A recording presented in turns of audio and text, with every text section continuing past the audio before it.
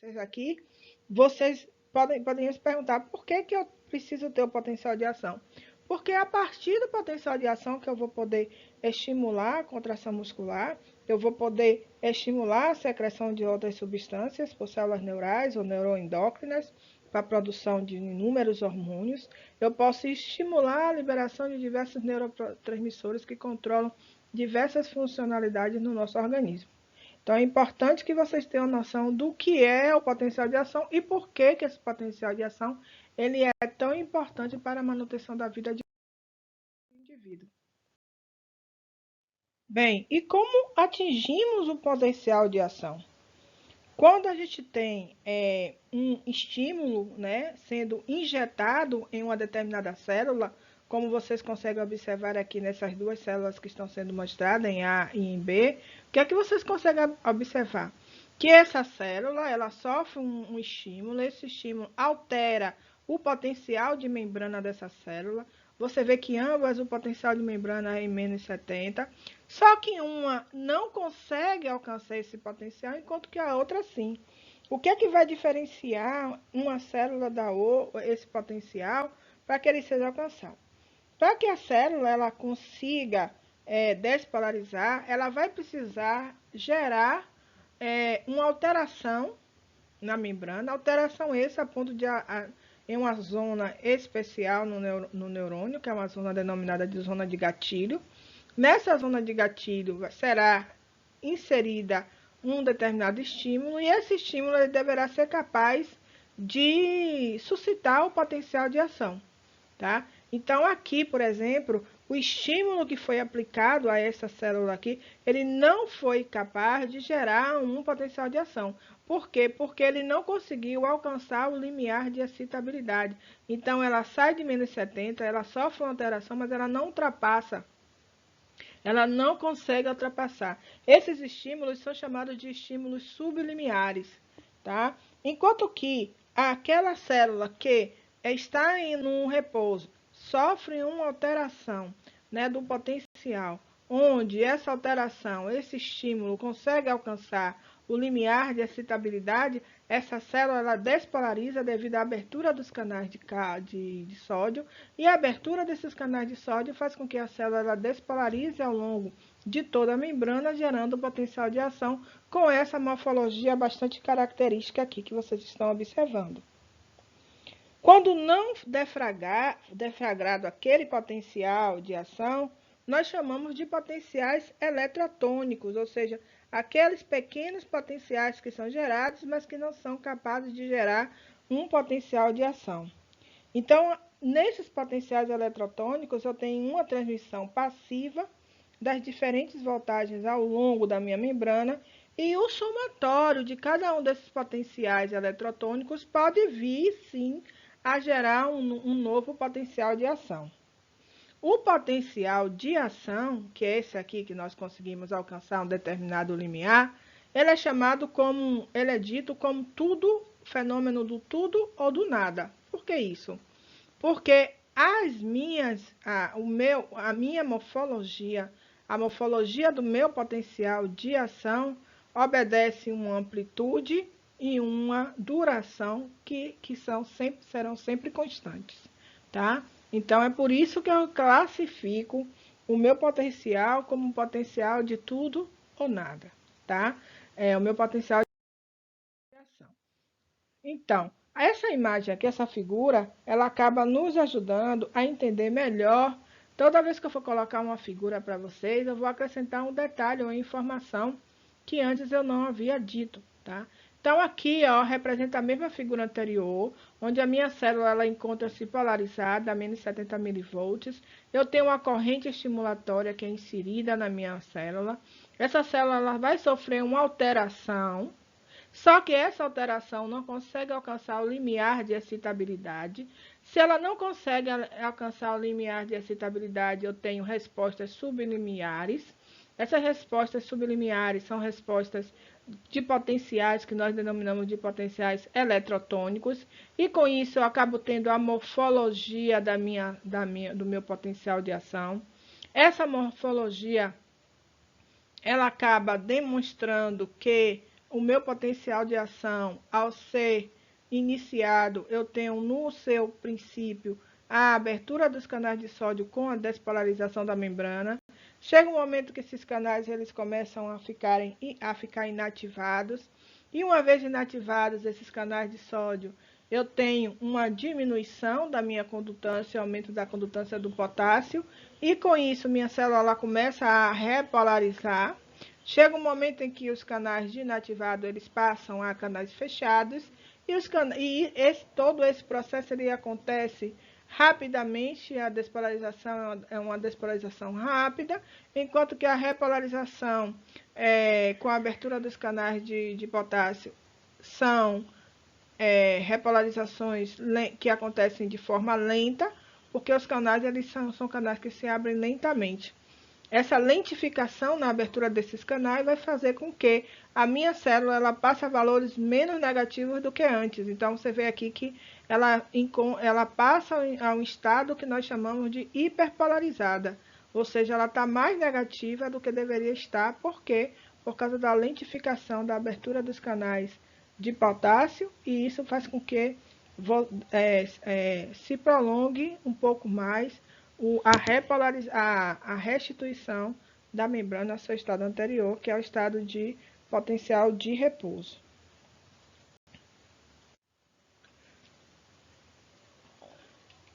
E o que irá contribuir ou alterar para com a diferença desse potencial de membrana, né?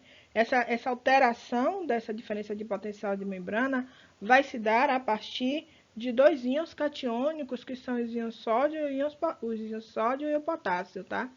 Então, haverá um momento durante o meu potencial de ação que eu vou ter uma condutância do sódio bastante elevada e haverá um momento em que essa condutância do sódio ela diminui, aumenta-se a condutância do potássio lentamente para que ele reestruture o potencial da membrana e a retorne ao seu estado anterior, que é o potencial de repouso, certo? Então, eu vou ter aí, então, duas condutâncias. Essas condutâncias, elas sofrem alternâncias ao longo do potencial de ação. Então, em uma fração de milivolts, pode ser a diferença entre um estímulo despolarizante sublimiar e um outro que pode gerar um potencial de ação.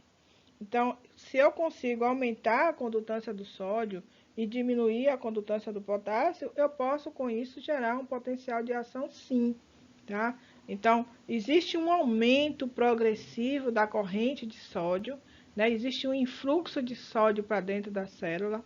Esse influxo de sódio acarreta a alteração da polaridade dentro da minha célula, tá? Minha célula torna-se mais positiva internamente, e isso faz com que eu tenha a saída, a abertura dos canais de potássio, e com isso eu tenho um aumento da condutância do potássio, tá? Eu tenho uma corrente de potássio que está sendo gerada aí, eu tenho um efluxo do potássio, saída do potássio para o lado exterior da célula.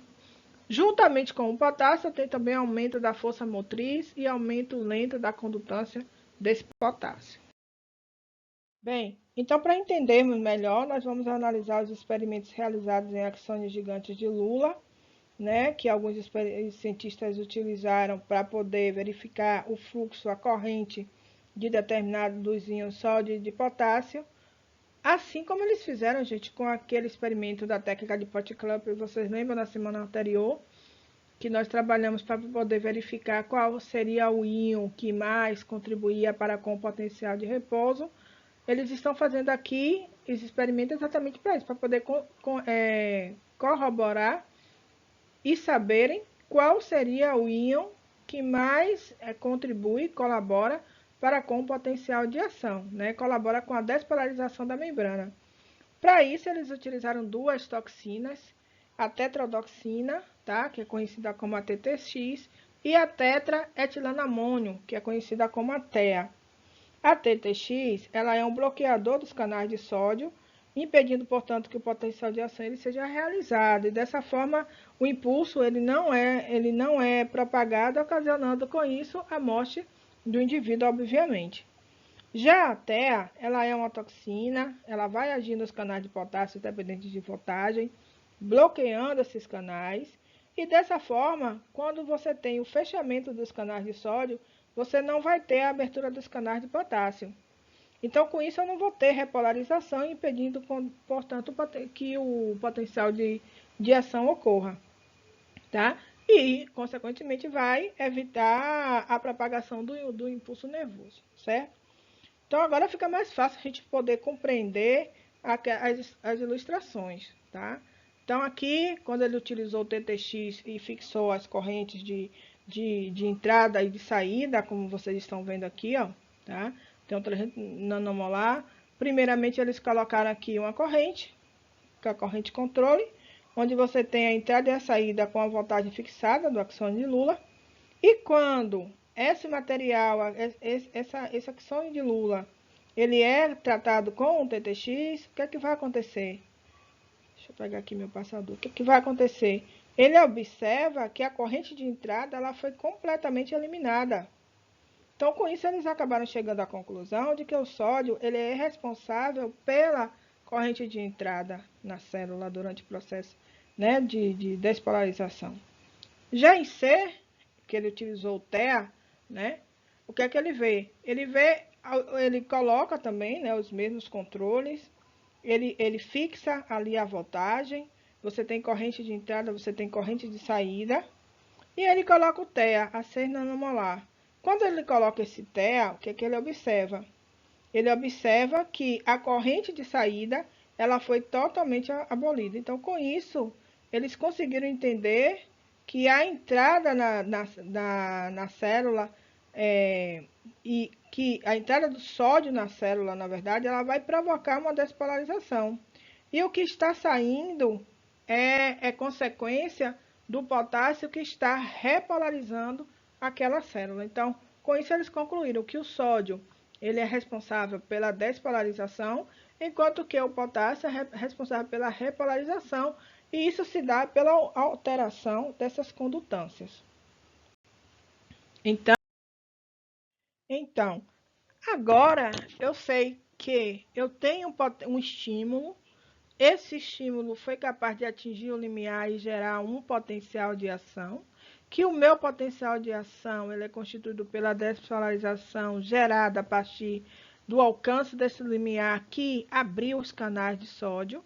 Canais de sódio se abriram, chega um momento que esses canais se inativam, e quando eles se inativam, eu diminuo a condutância do meu sódio e começo a aumentar a condutância do meu potássio.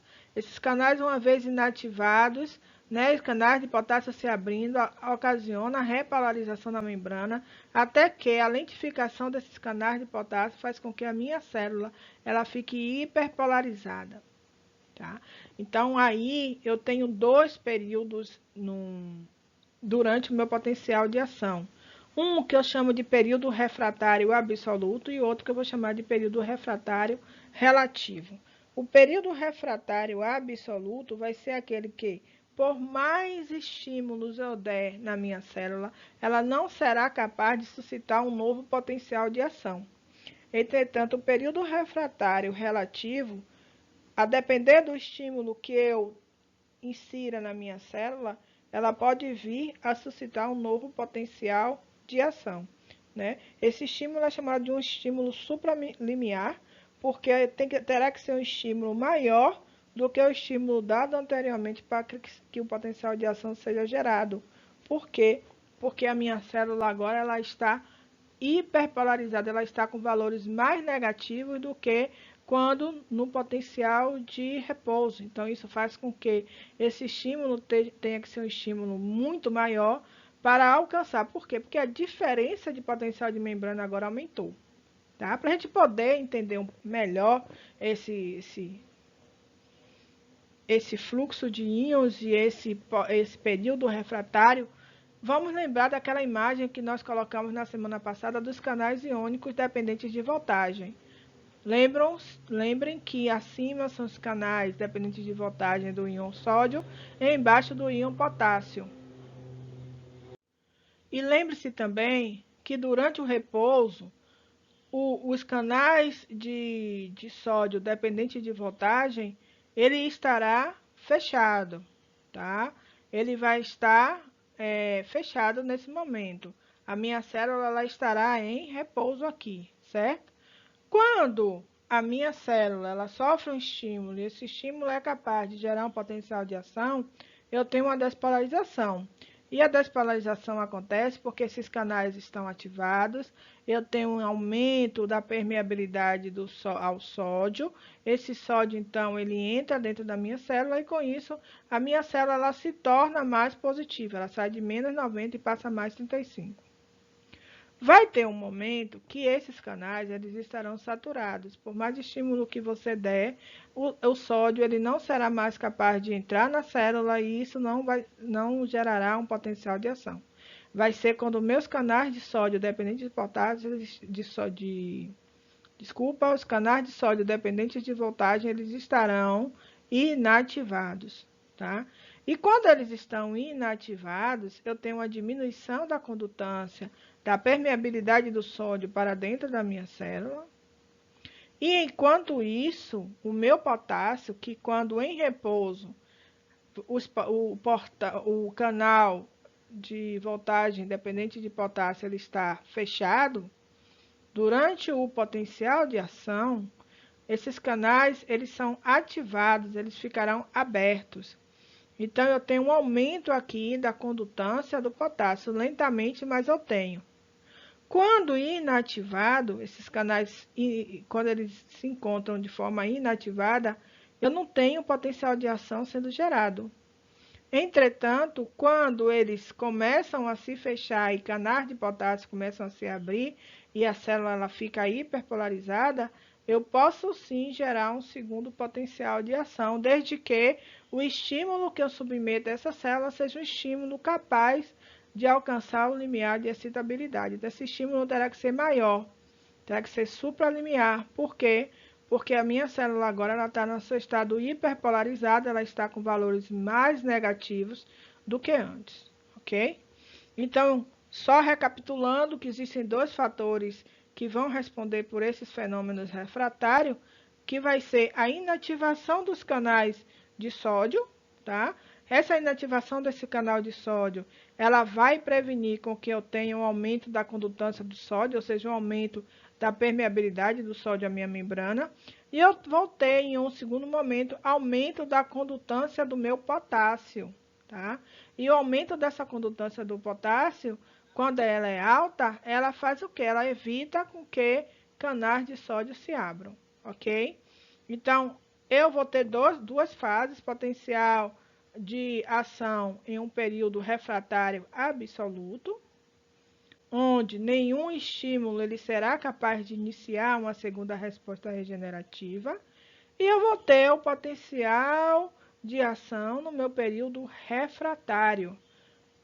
Durante esse período, eu terei a inativação tecidual dos canais de sódio e alta condutância do meu potássio. Haverá um aumento no limiar para a geração de um novo potencial de ação. E como eu falei para vocês, estímulos maiores eles vão poder deflagrar um potencial de ação, ok? Bem, aqui vocês têm um neurônio. O neurônio ele é constituído pelos dendritos, que é essa região terminal aqui da célula. Essa região terminal é a região onde você irá captar, né? Você irá receber, né, os estímulos. Ele é constituído também de um corpo. Nesse corpo aqui a gente tem uma zona, que é a zona de gatilho, onde é alcançado um limiar de excitabilidade. E esse limiar de excitabilidade, ao alcançar, você tem um estímulo, tá? Um estímulo nervoso. E esse estímulo nervoso ele vai ser propagado ao longo de toda a célula neuronal, numa região específica que é no axônio, tá? E o axônio é uma região, essa região aqui, onde nós teremos uma bainha, quando o neurônio tenha um axônio revestido por uma bainha específica, que é uma camada, em geral, uma camada de fibra grossa, que acaba isolando essa célula, tá? E eu acabo isolando aqui essa membrana. Então, é uma membrana constituída por uma bainha. Essa bainha nós denominamos de bainha de mielina. E essa bainha, ela sofre determinadas interrupções, que é no nódulo de Ranvier. Essa bainha de mielina, gente, ela é muito importante porque ela acaba contribuindo para a velocidade de propagação do impulso nervoso ao longo do axônio, tá? E essa bainha também, ela acaba minimizando o gasto de energia. Então, ela é muito importante para com a propagação desse impulso, tá? E a gente vai ver quais são as características dessa bainha que faz com que ela seja tão importante nisso. Então, quando você tem uma bainha de mielina e você tem pontos específicos nesse nódulo de Ranvier aqui, o que vai acontecer? O potencial de ação vão se dar exatamente nessas regiões, onde você vai ter aí uma concentração muito grande de íons sódio, tá? E aí você faz, no momento em que a célula ela sofre uma despolarização, o que vai acontecer? Um estímulo. Esse estímulo vai fazer com que canais de sódio se abram, sódio abrindo gera despolarização, essa despolarização percorre ao longo de toda a membrana. Então, a propagação do impulso nervoso, ele se dá de forma unidirecional, certo? Por que isso? Porque eu vou ter apenas um sentido de propagação. Então, quando o potencial de ação ele é gerado naquela zona de gatilho ali, onde você tem um estímulo, o estímulo é conduzido, porque a bainha de mielina, se no caso for um neurônio mielinizado, essa bainha de mielina, ela funciona como isolante elétrico, e esse isolante elétrico acaba dificultando a passagem do impulso elétrico e direcionando essa carga iônica, né, para uma região específica que são os nódulos de Ranvier. Naquela região vai se dar a propagação do impulso nervoso ao longo de toda a membrana. Então, quando esse potencial ele é propagado naquela fibra nervosa, você tem a despolarização que vai ser gerada e não tem como você voltar atrás, não. Ela é unidirecional por isso, porque você vai ter um fenômeno muito analogicamente semelhante ao efeito dominó, por exemplo. O dominó, quando você tem a queda de uma peça, você tem a queda de todas, né? Que isso ocorre como se fosse uma reação em cadeia. A mesma coisa acontece no potencial de ação. Quando você tem uma alteração, né, naquela zona de gatilho ali, do limiar de excitabilidade, você tem a célula sendo despolarizada ao longo de toda a membrana. Toda ela será despolarizada também. Então, você acaba tendo uma alternância de polaridades nessa membrana, ou seja, se o sódio entra na célula por influxo, por permeabilidade de alta condutância, o que acontece? Eu tenho uma inversão de polaridade nesse ponto da membrana aqui, a minha membrana ela está despolarizada, enquanto que no restante ela estará polarizada. Só que aí eu tenho um momento seguinte, que é a inativação desses canais de sódio. Quando eu tenho inativação e aumento da condutância e abertura do meu canal de potássio, o que é que eu vou ter? Uma inversão novamente da polaridade, tá? Então, a minha célula acaba ficando hiperpolarizada, né, nessa região, acaba ficando com o meio intracelular mais negativo quando comparado com o meio extracelular. Já aquele outro pedaço que aqui, ó, nós não tínhamos ainda o processo de despolarização e geração do potencial de membrana, já está ocorrendo.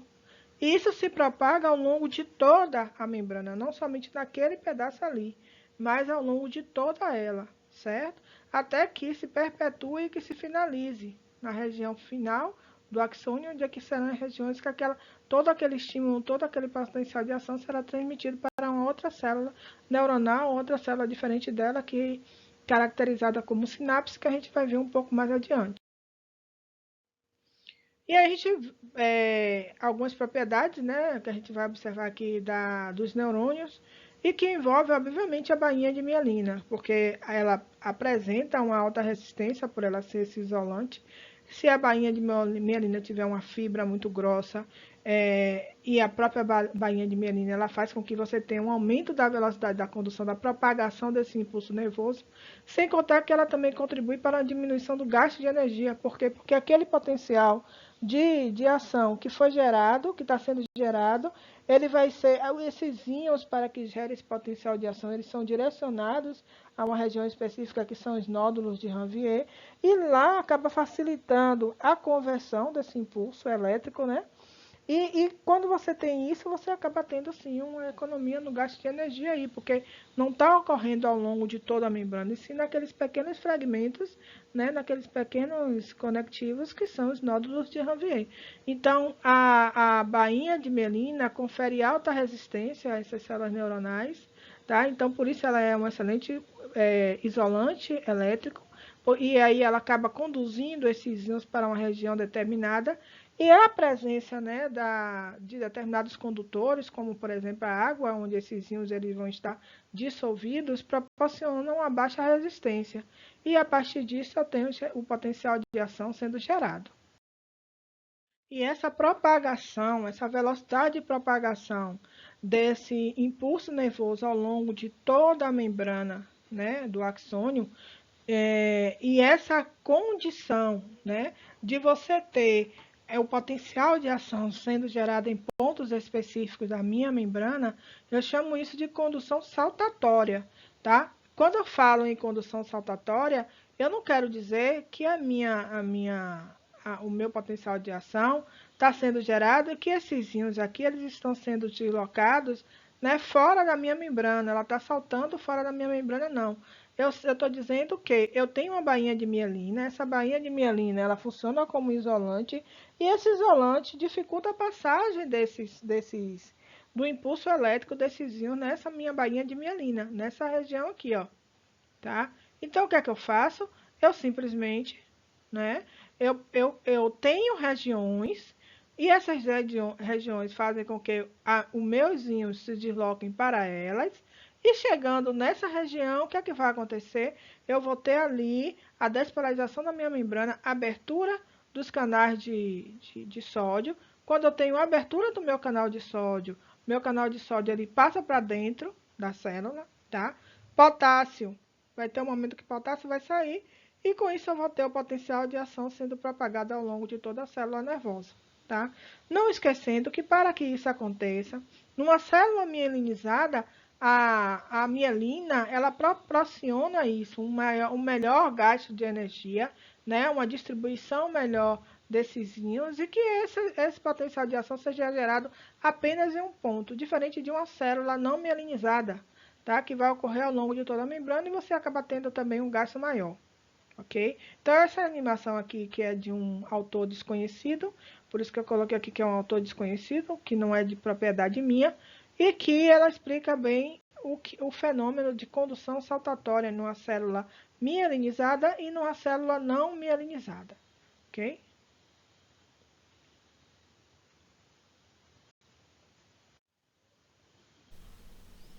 E aí você consegue observar isso aqui, ó. Observe como na imagem anterior que eu mostrei para vocês, que a polaridade ela acaba se invertendo. Você tem a membrana totalmente polarizada, onde você tem o meio intracelular carregado negativamente, o meio extracelular carregado positivamente. Você tem uma zona de gatilho onde vai ocorrer um determinado estímulo, gera despolarização.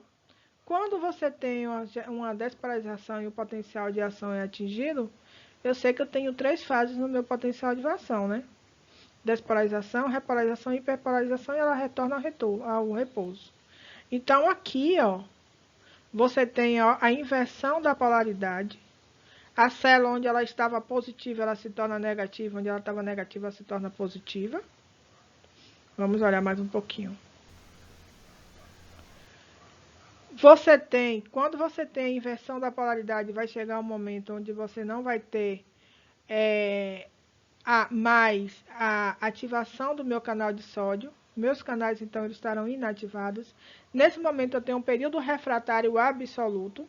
Mas vai chegar um momento em que essa célula ela vai acabar hiperpolarizando, que é o momento em que eu vou ter o período refratário relativo.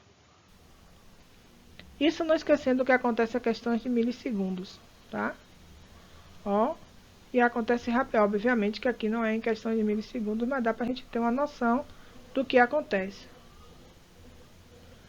Ok? Isso numa célula 10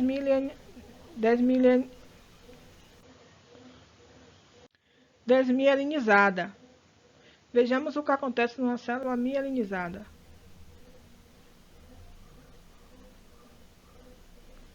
Você tem aqui a bainha de mielina, ó, observe, ó, que quando o impulso elétrico ele chega na região, né, do nódulo de Ranvier, potencial de ação então é gerado e propagado ao longo da membrana. Ok? Então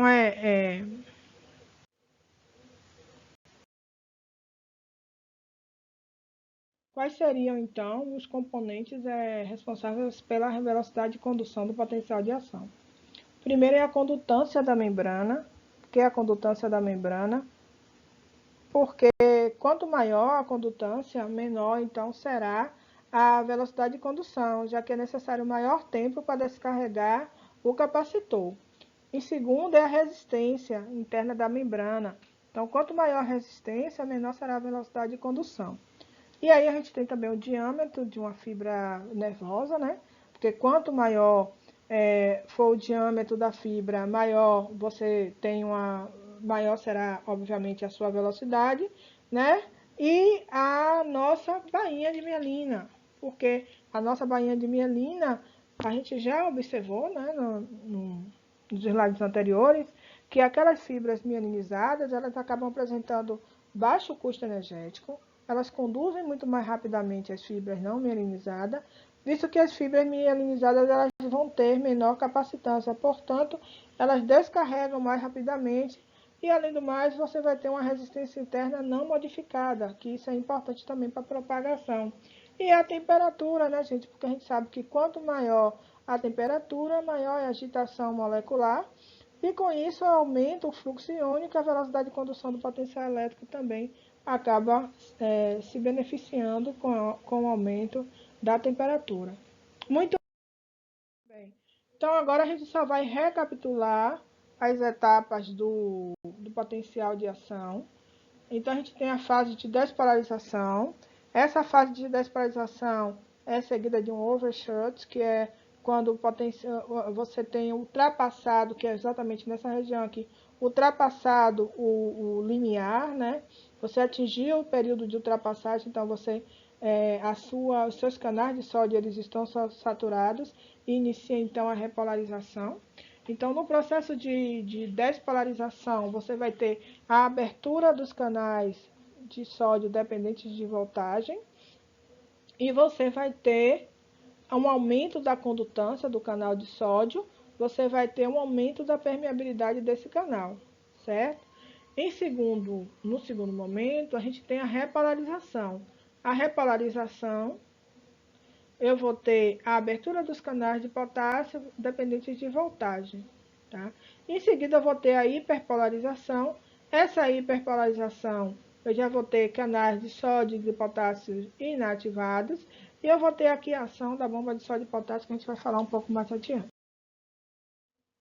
Bem, na despolarização, você tem a abertura de canais de sódio quimiodependentes, você tem uma despolarização parcial, você tem a abertura de canais de sódio dependentes de voltagem, você tem um fluxo aumentado de sódio, você tem a despolarização total desse sódio.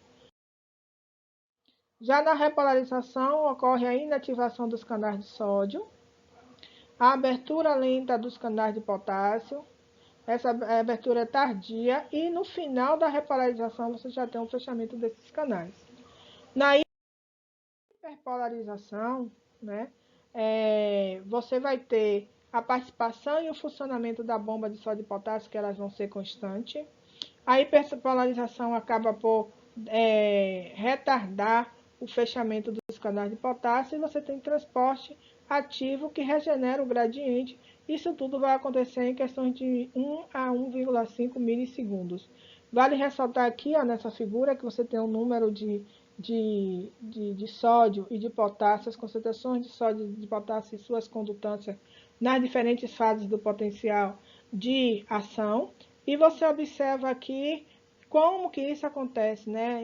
Em quanto tempo que vai acontecer. Então, primeiramente, você tem um aumento da condutância do sódio, aqui, ó, você está vendo aqui a taxa de condutância de sódio, que acontece rapidamente, né? E ela acaba. E o segundo momento, onde você vai ter uma alta condutância do potássio, tá? Então, isso tudo acontece muito rapidamente ao nível da nossa membrana e quando essa célula chega na fase de hiperpolarização, quem vai possibilitar a, o retorno ao potencial de repouso, a reestruturação do potencial de repouso dessas células serão as bombas de sódio e potássio que irão pegar os sódios que estão dentro da célula jogar para fora e o potássio que está fora jogar para dentro. Então, acaba contribuindo. Bem, então eu tenho meu potencial de ação que foi gerado ao longo de toda a minha célula neuronal. E na região axonial, que é no axônio, eu cheguei nas minhas regiões, né, terminais. E nessas regiões terminais eu preciso transmitir aquele potencial de ação que foi gerado. Aquele impulso nervoso ele precisa ser propagado ou para uma outra célula neuronal, ou para uma célula muscular, ou para uma célula glandular, em uma região específica, tá? Nas terminações da minha membrana, né? Na região onde, nas terminações finais da região onde ocorreram a propagação do impulso, certo? É a esse fenômeno que eu chamo de sinapse. Sinapse, na verdade, é a comunicação que ocorre entre um neurônio e outra célula, ou uma célula neuronal muscular, ou uma célula glandular. O que importa é que o potencial de ação, quando ele é desencadeado, ele acaba envolvendo uma série de eventos, tá? Esses eventos são eventos neurológicos causados por neurotransmissores e seus receptores nessas regiões específicas, e esses neurotransmissores acoplados aos seus receptores, eles acabam resultando em um fenômeno excitatório ou um fenômeno inibitório.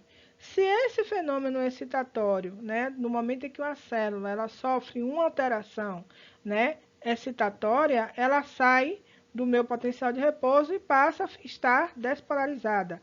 Se o fenômeno for um fenômeno inibitório, o que é que vai acontecer? A minha célula acaba ficando hiperpolarizada. Ela sai do repouso e passa a ficar hiperpolarizada. Então, para entender melhor isso com vocês, é o exemplo que eu dei ao longo de toda a aula, né? Canais de sódio dependentes de voltagem. Se esses canais de sódio dependentes de voltagem eles forem ativados por determinados neurotransmissores, como por exemplo o glutamato, né? A gente sabe que o glutamato e seus receptores ionotrópicos, eles são excitatórios. Então, o que, é que vai acontecer? Quando você tem a ligação desse receptor com esse neurotransmissor, você tem a despolarização na região pré-sináptica, né? E isso vai fazer com que você tenha um evento de potencial de ação que vai ser gerado ao longo da outra célula, na qual recebeu aquele estímulo ali, gerado pela célula principal, que é a célula neuronal. O contrário, isso também pode acontecer, por exemplo, com cálcio, né, que também ele pode ser dependente de alguns ligantes, e aí pode gerar também, estimular a despolarização. Mas o contrário também pode acontecer, por exemplo, se eu tenho canais de cloreto ativados, né, por voltagem, por exemplo, aí eu tenho o GABA, né, que é um neurotransmissor. Se o GABA ativa esses canais, o que é que acontece? Esse GABA, eles são receptores ionotrópicos. Então, o que é que acontece? A célula ela acaba ficando mais hiperpolarizada. Por quê? Porque eu tenho um influxo aí de canais de cloreto. E isso faz com que a célula acabe hiperpolarizando. Tá bem?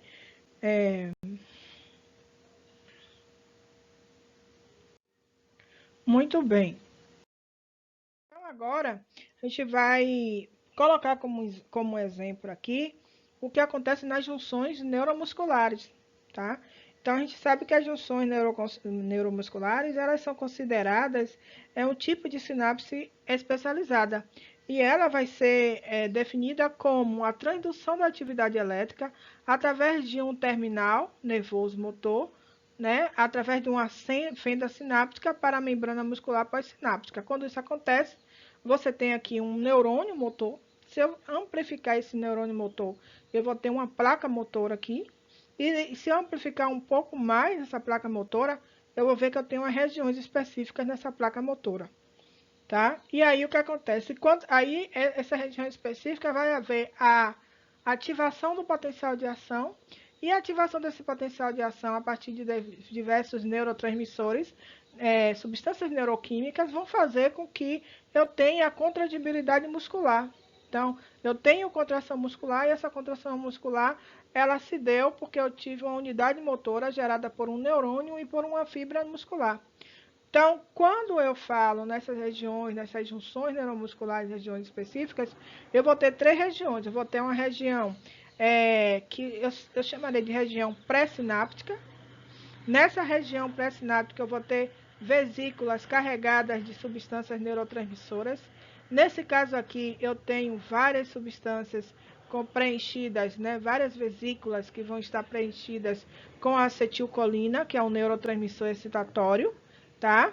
Eu vou ter a região que eu chamo de fenda sináptica. Nessa fenda sináptica é onde esses neurotransmissores serão liberados, tá? E aí, uma vez liberado esses neurotransmissores na fenda sináptica e através de um estímulo elétrico que consequentemente é gerado a partir de um estímulo químico, nesse caso aqui, a acetilcolina, você tem difusão e degradação dessa substância. Essa substância, então, ela se liga a esses receptores, a exemplo aqui especificamente são receptores nicotínicos, né, que acabam que esse potencial de ação sendo propagado ao longo de toda a membrana muscular.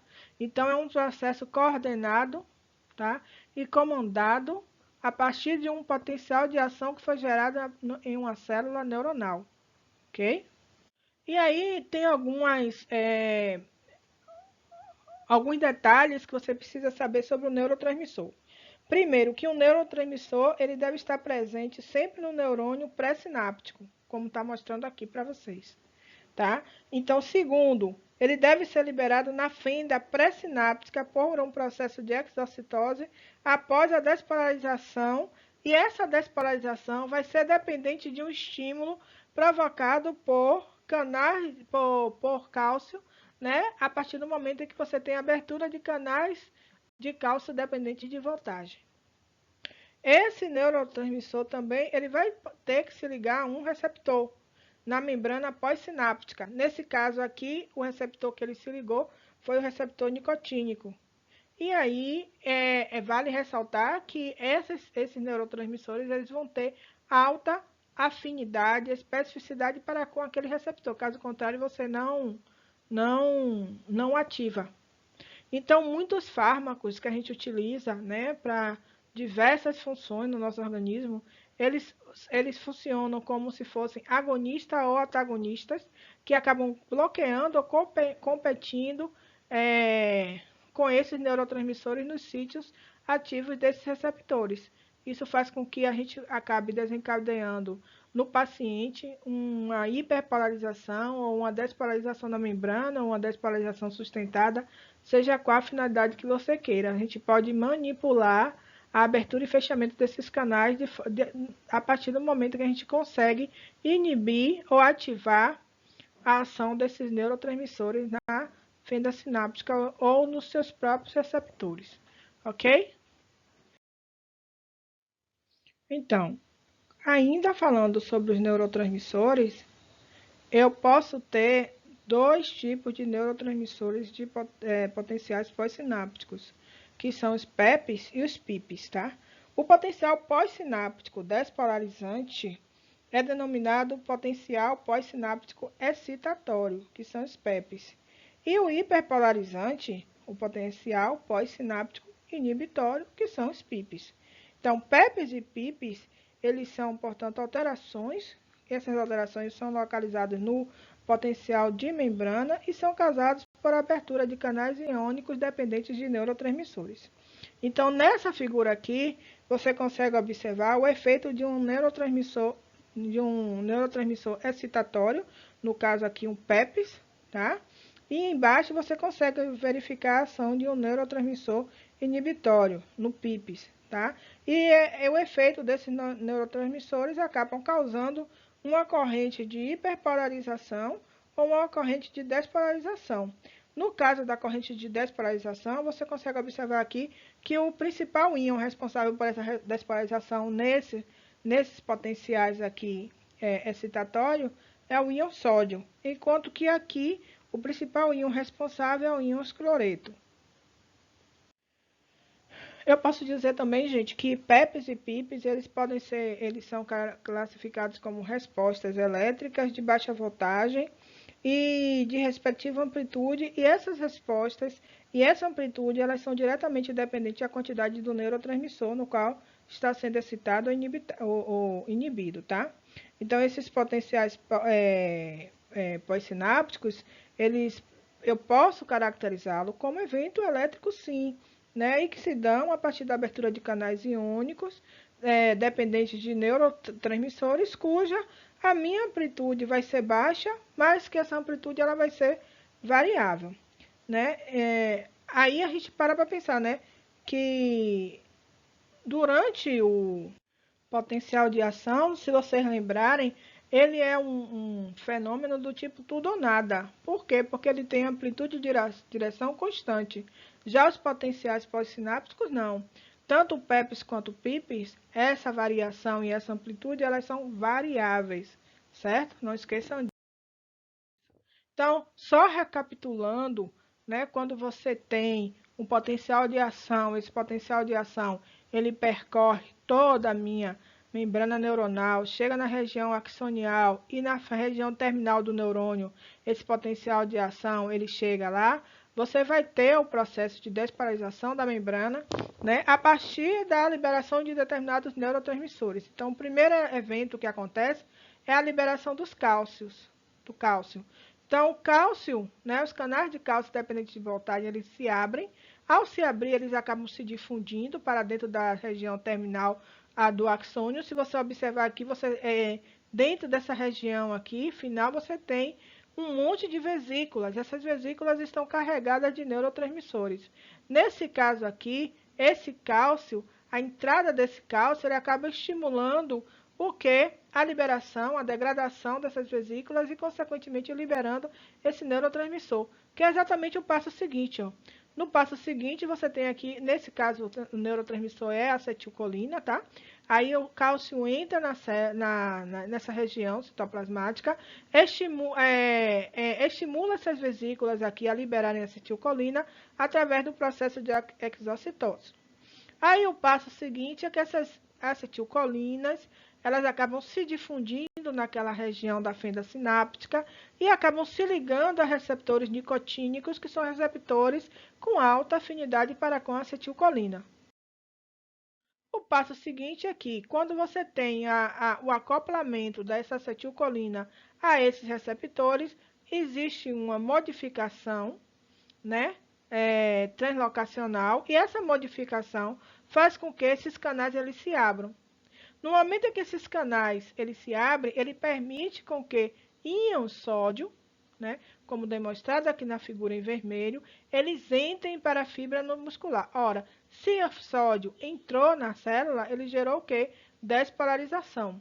Então, quando o sódio ele entra, o potássio ele aproveita e sai. Então, com isso, você tem aí despolarização da célula, tá? Você tem potencial de ação sendo gerado, né? E propagado ao longo de toda a fibra muscular, induzindo com isso a contratibilidade, ok?